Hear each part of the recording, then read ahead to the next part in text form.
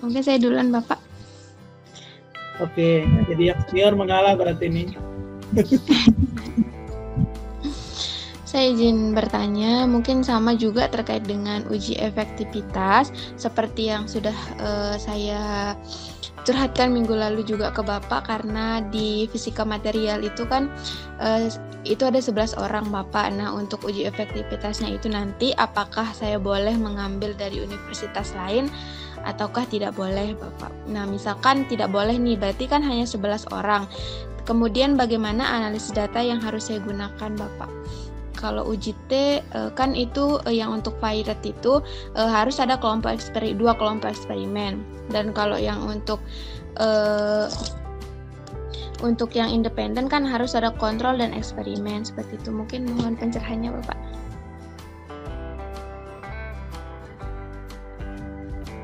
Oke, minggu lalu itu saya ingat pertanyaannya, ini bagaimana kalau sampel saya 11 orang? Dan dulu sudah kita jawab ya, sudah kita jawab. Kita boleh perlakuan dengan jumlah yang ada, kemudian kita laporkan data apa adanya. Kami beri contoh juga beberapa yang sudah kami lakukan, dan mungkin masih terbawa mimpi buruknya ya. Ini kok 11 orang, bagaimana caranya biar bertambah, dan minggu ini ditanyakan kembali. Tidak masalah. Jadi kalau ada masalah itu diungkapkan supaya tidak jadi mimpi buruk. Jadi itu fungsinya ada dosen pengampu mata kuliah, apa saja sepanjang masalahnya terkait kuliah itu boleh kita tanya. Itu juga fungsi dikasih pembimbing supaya kalau ada apa saja ditanya ke pembimbingnya masing-masing. Seperti Bu Suci, kami biasa diskusi semua hal, tema dari cilok sampai inovasi penelitian yang lain. Ini kebetulan tukang ciloknya lewat, itu makanya saya sebut. Ada kedengeran kan? Ting-tong ya. Oke. Kalau suara saya masih masuk ya? Jika sampelnya tuh hanya ada 11 pada mata kuliah apa saja, berarti N kita kan 11. Kemudian ada tantangan besar karena sampelnya sangat kecil. Ini biasanya ada beberapa jurnal itu nolak karena sampelnya sangat kecil. Nah ini karena jumlahnya kecil, maka asumsi yang akan kita gunakan untuk data normal atau tidak terkait asumsi normalitas data yang dibutuhkan tadi seperti disebutkan untuk uji statistik parametrik seperti uji T sangat sulit untuk dipenuhi, betul. Keraguannya itu benar. Jadi karena jumlahnya sangat sedikit, uji statistik karena asumsi normalitas data itu sangat sulit kita penuhi atau sangat sulit kita verifikasi secara akurat. Sehingga solusinya kalau versi yang bisa kami tawarkan lebih cenderung nanti analisisnya itu pada metode non parametrik. Ada istilahnya ukuran efek ya, atau efek size. Kalau nanti baca di jurnal, saya sempat kirim waktu itu di minggu lalu, itu ada di salah satu reviewer kami, dia minta ada kami diminta menyertakan berapa efek size dari data yang kami miliki. Karena di situ juga sama, tidak ada kelas kontrolnya, hanya ada satu kelas perlakuan saja, dan buktinya dia juga bisa terbit tuh di jurnal internasional, apalagi cuma di jurnal-jurnal nasional. Jadi itu sekedar contoh kami kirimkan minggu lalu supaya ada pembanding. Artinya ada orang boleh, ternyata sudah ada yang boleh begini, ada juga yang mengakui, ada beberapa kekurangan kami akui itu kalau diterjemahkan nanti dibaca, oh jujur sekali Pak Gun dan kawan-kawan ini mengakui sangat banyak hal yang kurang-kurang, dan itu kita tulis karena memang terjadi begitu.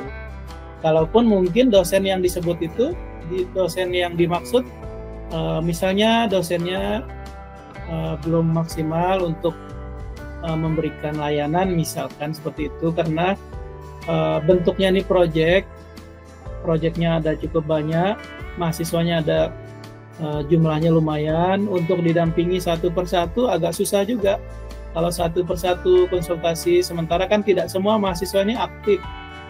Di kelas misalnya kita sebut, silakan kalau ada yang mau bertanya, ditanyakan, kalau ada kesulitan silakan disampaikan.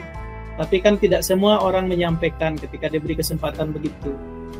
Jadi ketika diminta menyampaikan argumen, masukan-masukan, dia sampaikan, ini kurang didampingi saya ini, kan gitu. Nah, karena itu sudah ditulis, itu jadi data, kita tulis memang ada data mahasiswa menyampaikan begitu. Ya sebagai bentuk kejujuran kita pada data. Jadi tidak masalah. Jadi jangan diartikan ada ketika penelitian itu dia beda dengan teori, kemudian kita menganggap penelitian kita gagal. Tidak begitu juga. Jadi ketika dia beda dengan teori, misalnya kita perlakuan nih, ini kelas eksperimen, ini kelas kontrol, ternyata nanti kelas kontrolnya lebih tinggi daripada eksperimen. Tidak apa-apa juga begitu. Tinggal nanti dicari kenapa terjadi, alasannya apa, itu dibahas. Nah, dan tidak masalah juga, itu biasa dalam penelitian. Yang penting kita sudah persiapkan desain penelitiannya dengan baik, instrumennya kita persiapkan dengan baik, tahapan-tahapan penelitiannya dilakukan dengan baik. Kalau misalnya tiba-tiba ada beda, ya itu tinggal kita cari alasannya kenapa dia, itu fungsinya nanti dibahas. Kita kembali ke pertanyaan tadi, bagaimana kalau 11 orang?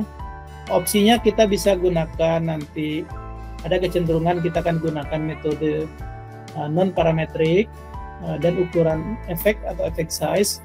Nanti bisa lihat contoh yang di dalam jurnal yang kami buat. Ada beberapa solusi-solusi untuk sampel kecil.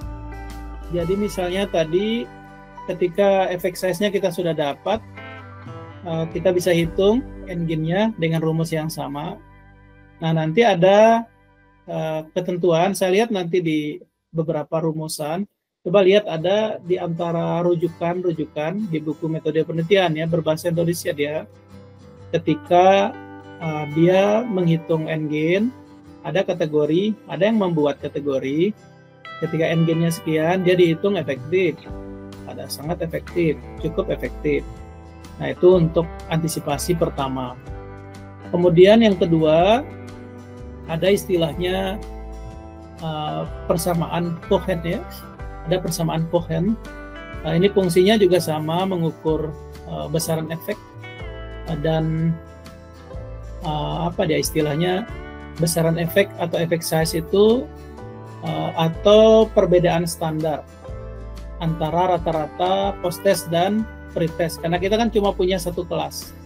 Kemudian keuntungannya nanti ini bisa berikan kita perspektif lain tentang besaran efek atau efek dari data selain n-gain. Jadi misalnya ada interpretasinya Cohen ini, saya lihat di salah satu jurnal saya yang lain tuh ada.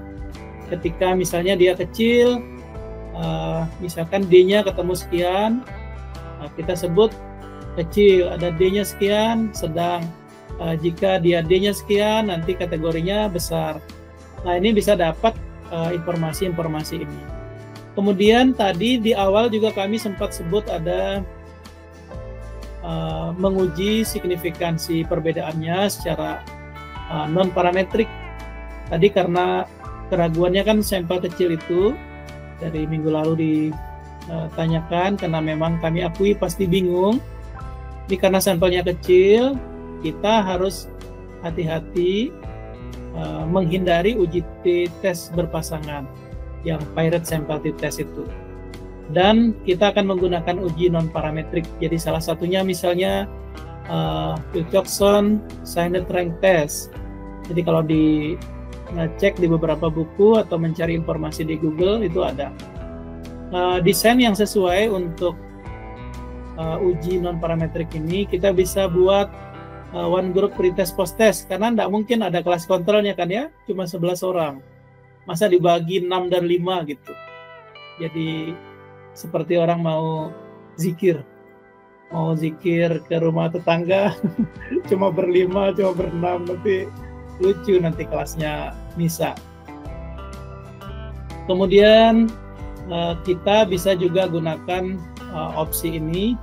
Jadi ketika kita memutuskan menggunakan Wilcoxon misalnya, maka uji ini kita tidak gunakan nilai rata-rata biasanya. Jadi kalau pengalaman kami kemarin menghitung, ini kita tidak menggunakan nilai rata-rata atau standar deviasinya secara langsung, tapi kita akan menggunakan peringkat atau rank dari selisih skor. Ada selisih skor ini maksudnya selisih dari post-test ke pre-test. Nah, jika karena kita sudah memutuskan uji ini, maka kita akan dapat nanti hasilnya ada perbedaan signifikan. Jika ini lebih kecil dari alfa, misalnya kita gunakan 0,05, maka kita bisa menyimpulkan bahwa perlakuan tadi yang Nisa sampaikan itu, misalnya ada metode pembelajaran tertentu atau modul pembelajaran tertentu atau modul pembelajaran fisika material itu secara statistik efektif menghasilkan perubahan. Jadi opsi-opsinya itu. Nah, kalau misalnya tidak ada kelas kontrol, bisa juga opsinya pakai Mann-Whitney ya. Mann-Whitney nanti kalau dicek di situ ada. Jadi biasanya desainnya kita bisa gunakan kuasi eksperimen. Kemudian, nah kalau misalnya ada kelompok kontrol, ya bisa dibuat. Jadi kalau misalnya tidak ada kelompok kontrol, ya akan disesuaikan kembali. Nah, jika hanya ada 11 tadi seperti yang disampaikan, ini kan polanya opsinya kalau di Mann-Whitney itu kita akan gunakan, dia ada 2 kelas seperti yang tadi kita buat bercanda-bercanda itu, tapi kan terlalu kecil sehingga kami tidak terlalu merekomendasikan, bisa memilih opsi yang tadi. Tapi kalau misalnya suka, opsi ini juga bisa dilakukan. Jadi, kemudian ada kalau misalnya mau hitung-hitung lagi, rasanya yang lain-lain tidak terlalu recommended ya, karena tadi opsi yang awal itu paling mudah dilakukan. Yang sempat ditanggapi yang awal, dihitung endgain-nya, kemudian cari referensi yang menyatakan kalau dia endgain sekian, kalau dikonversi dalam efektivitas dia seperti apa. Ada beberapa itu buku statistik yang bahas itu. Nanti ditelusuri, kita cek sama-sama. Seperti itu, Nisa. Atau Nisa ada tanggapan dulu? Sudah Bapak, terima kasih banyak.